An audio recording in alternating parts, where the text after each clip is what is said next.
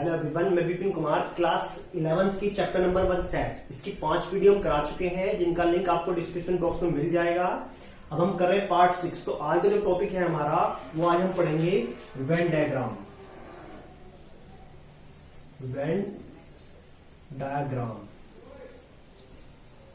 जैसे नाम से है डायग्राम, किसका? सेट का डायग्राम। जब हम सेट को पिक्चर्स की फॉर्म में रिप्रेजेंट करते हैं तो उसको बोलते हैं वेन डायग्राम।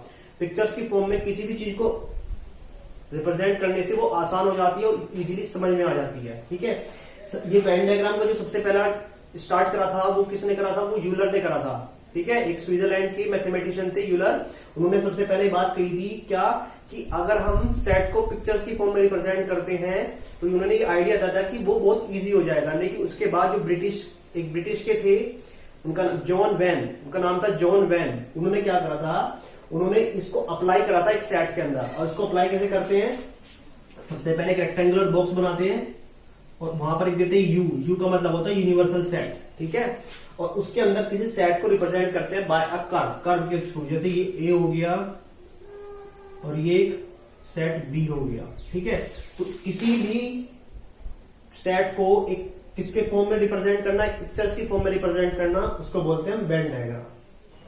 अब आते हैं इसकी डेफिनेशन पर। The diagram drawn to represent the set. जो डायग्राम बनाए जाते हैं किसी सेट को रिप्रेजेंट करने के लिए is called when Euler diagram और वेन डायग्राम। ये दोनों मैथमेटिशियन के नाम है। ये स्विट्जरलैंड का मैथमेटिशियन है यूलर, जिसने सबसे पहले आइडिया दिया था। और ये जॉन वैन, जिसने क्या करा था? इसको अप्लाई करा था वेन डायग्राम बनाकर। ठीक है, तो इसी के उसके लिए वेन डायग्राम भी बोल देते हैं और वेन यूलर डायग्राम भी बोलते हैं। अब डायग्राम जिसे हमने रिप्रेजेंट करा था, हमने ये बॉक्स बनाते हैं। यहां पर यूनिवर्सल सेट होता है, दो बॉक्स बनाए जाते हैं, एक ए को रिप्रेजेंट करता है, एक बी को रिप्रेजेंट करता है। इससे ज्यादा भी रिप्रेजेंट करे जा सकते हैं। अगर दोनों इंटरसेक्टिंग सर्कल हैं, इसका मतलब इसमें से कुछ कॉमन पार्ट भी है। ये और ये इक्वल नहीं है। सर्कल इक्वल बना देते हैं, पर ये बात नहीं होती कि दोनों में एलिमेंट्स इक्वल होंगे। बस ये क्या करता है? एक सेट को रिप्रेजेंट करता है और ये बीच का जो पार्ट है, ये वाला पार्ट, ये रिप्रेजेंट करता है किसको? जो दोनों में कॉमन क्या है? जो दोनों में कॉमन सेट्स है, कॉमन एलिमेंट है। और अगर हम बना देते हैं ऐसे ए बी, ठीक है, यूनिवर्सल सेट हो गया। इन दोनों का मतलब है कि ये दोनों डिसजॉइंट है ना, इसका कोई पॉइंट एलिमेंट इसके अंदर आता है ना इसका कोई एलिमेंट इसके अंदर आता है। अगर ऐसे सेट होते हैं जो बिल्कुल अलग अलग होते हैं तो उनको हम डिसजॉइंट सेट बोलते हैं। The sets who does not have any common element, जिनके अंदर कोई कॉमन एलिमेंट नहीं होता है तो उसको हम डिसजॉइंट सेट बोलते हैं। ठीक है, और ये है इंटरसेक्शन का मतलब इन दोनों में कुछ ना कुछ कॉमन पार्ट आ रहा है। ठीक है, तो अब इसके बाद आते हैं ऑपरेशंस ऑन सेट। सेट के ऊपर ऑपरेशंस, दो ऑपरेशन सेट में यूज होते हैं। पहला होता है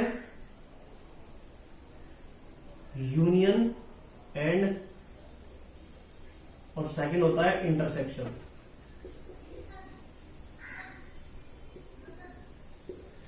सबसे पहले यूनियन देखते हैं। यूनियन का मतलब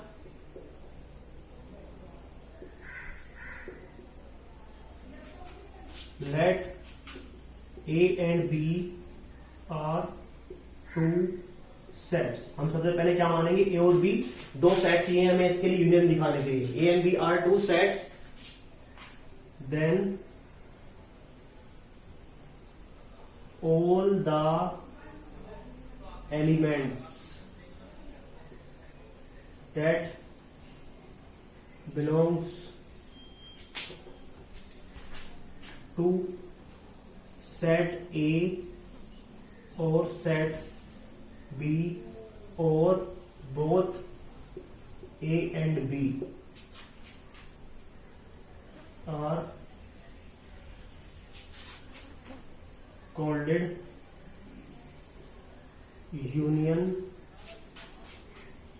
of set A and B। अगर हमारे पास दो सेट है ए और बी, ठीक है, तो all the elements that belongs to set A और सेट बी और बोथ ए एंड बी, बहुत सारे एलिमेंट जो ए में बिलोंग करते हैं या बी में बिलोंग करते हैं या दोनों में बिलोंग करते हैं, और उन्हीं को हम क्या बोलते हैं? यूनियन बोलते हैं। इसका साइन होता है, it is denoted by A union B. ठीक हो गया, ए यूनियन बी ऐसे डिनोट करेगा, A union B, x such that x belongs to A or x belongs to B। A union B का मतलब होगा x जो है वो या तो A में बिलोंग करेगा या B में बिलोंग करेगा, और इसके अंदर क्या होगा, A होगा। इसका डायग्राम बनाते हैं।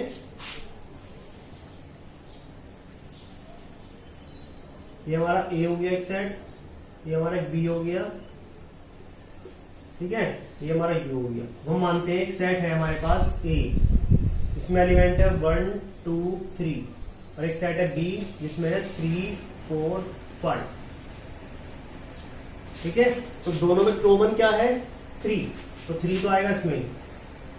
A में क्या है 1 और 2, और B में क्या है 3 4, 3 तो आ गया इसमें, 4 5 हो गया, ये 1 और ये 2। तो ये क्या बनेगा, इसका डायग्राम बनेगा। अगर इसका यूनियन निकालते हैं, यूनियन का मतलब ऑल, कुछ नहीं छूटना है, ए के भी एलिमेंट बी के भी एलिमेंट, यूनियन का मतलब होता है ऑल। तो अगर ए यूनियन बी निकालते हैं, या तो एलिमेंट ए से बिलोंग करना चाहिए या बी से। तो 1 2 3 4 5, अब ये एलिमेंट जो है इसके अंदर या तो ए से है या बी से है, दोनों से है। 1 ए के अंदर से है, 2 बी के अंदर से है, और 3 दोनों के अंदर से है, 4 बी से है, और 5 बी से है। तो उसका मतलब हो गया ए और बी का मतलब ऑल। सीधा सिंपल लैंग्वेज में बोले तो ये भी सारा और ये भी सारा, जो कॉमन आ रहा है उसको एक बार लिख लेना है। तो यूनियन का मतलब होता है ये। अब आते हैं, अगर कोई x एक एलिमेंट है वो किस में बिलोंग कर रहा है, ए यूनियन बी में।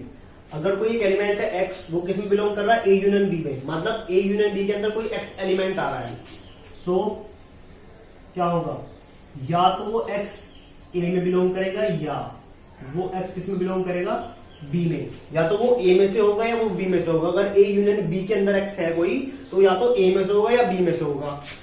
ऐसे ही अगर x क्या है, बिलोंग नहीं कर रहा है A यूनियन B के अंदर, x A यूनियन B के अंदर नहीं आ रहा है, तो उसका मतलब क्या होगा, इसका मतलब होगा x ना तो A में होगा एंड x ना ही B में होगा।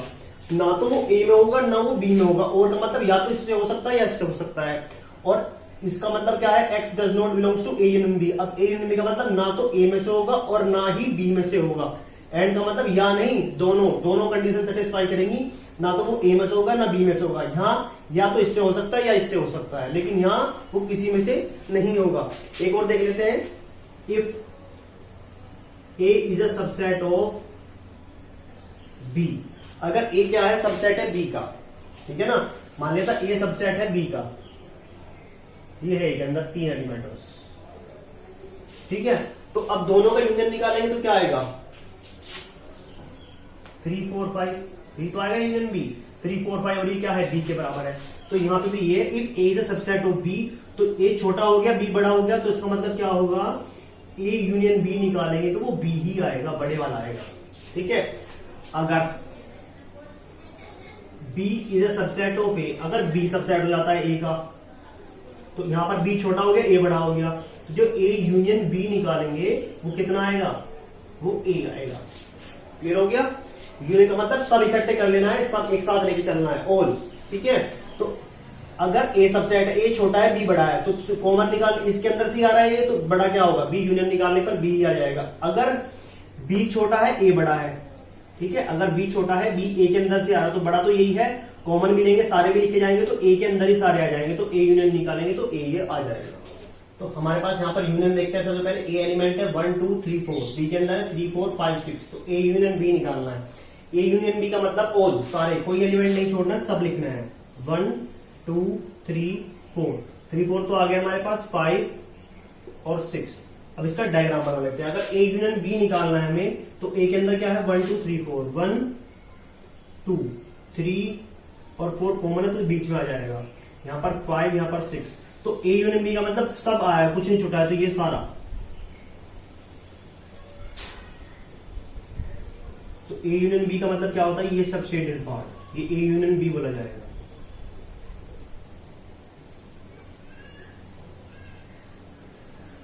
ठीक है, the shaded part is called A union B, ये दोनों सर्कल जो होंगे कंप्लीटली क्या बोले जाएंगे, ए यूनियन बी बोले जाएंगे।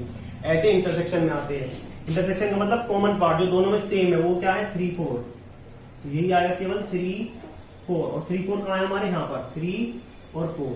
तो ये वाला जो पार्ट होगा बीच का, यही क्या होगा हमारा, ए इंटरसेक्शन बी। दोनों के डायग्राम बता दिए। इसका मतलब ऑल होता है, इसका मतलब कॉमन होता है। ठीक है, दोनों में से दोनों साइड में, यू का मतलब सारे, कुछ नहीं छोड़ना, ऑल एलिमेंट्स, और बी का मतलब केवल ओनली कॉमन पार्ट। ठीक है, तो ये यूनियन और इंटरसेक्शन दोनों हो गए हमारे।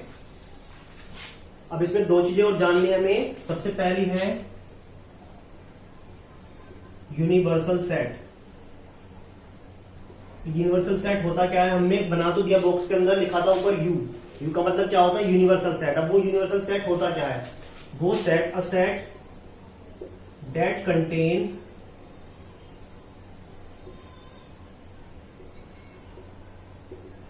all elements of all given set in a context। किसी भी क्वेश्चन में या किसी भी पार्ट में जितने भी सेट दिए होंगे उन सब के जो एलिमेंट होंगे उस सेट को, कलेक्शन को क्या बोला जाएगा, यूनिवर्सल सेट। जैसे ए कितना है हमारे पास, 1 2 3, बी कितना है हमारे पास, 7 8 9, और सी कितना है हमारे पास, 9 10 और 11।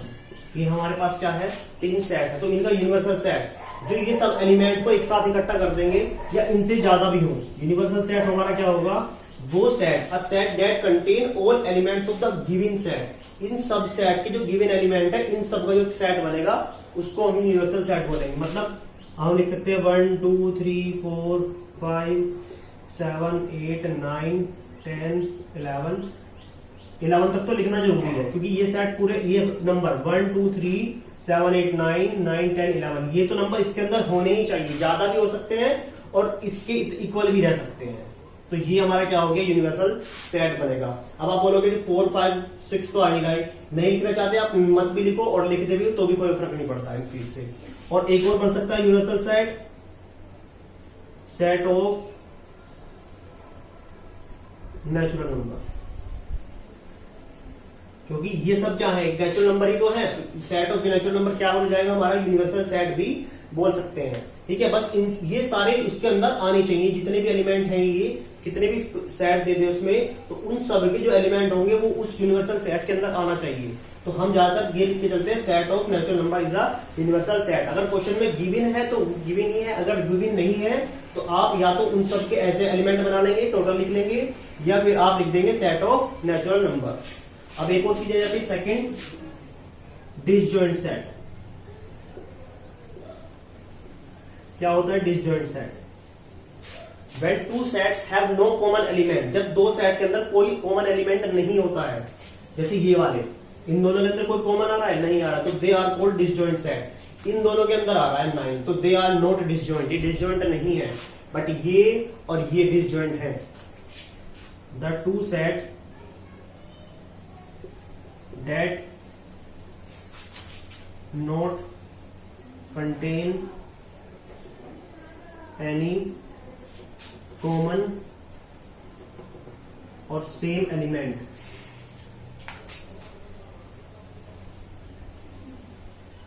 वो टू सेट जिसके अंदर कोई कॉमन या सेम एलिमेंट नहीं है, तो उसको बोलते हैं डिसजॉइंट सेट। और एक और लिख सकते हैं, if A intersection B is equal to 5, अगर ए इंटरसेक्शन बी 5 आता है, खाली आता है, कुछ नहीं मिलता है, तो उसको भी डिसजॉइंट सेट बोलते हैं। जैसे यहां पर ए और बी क्या है, 5 है, डिसजॉइंट है, they are disjoint and they are disjoint, A and C, A and B and A and C are disjoint set। ये कैसे सेट है, डिसजॉइंट सेट है। क्यों है डिसजॉइंट सेट, क्योंकि इनमें से कोई भी एलिमेंट कॉमन नहीं है। 1 2 3 में, 7 8 9 में कुछ भी कॉमन नहीं है, 1 2 3 में, 9 10 11 में कुछ भी कॉमन नहीं है। लेकिन बी और सी आर नॉट डिसजॉइंट, ये डिसजॉइंट नहीं है, क्योंकि इनके अगर इंटरसेक्शन निकालते हैं तो इसमें 9 आ जाएगा। ठीक है, तो ये यूनिवर्सल सेट और डिसजॉइंट सेट आपके समझ में आ गया होगा। Thank you.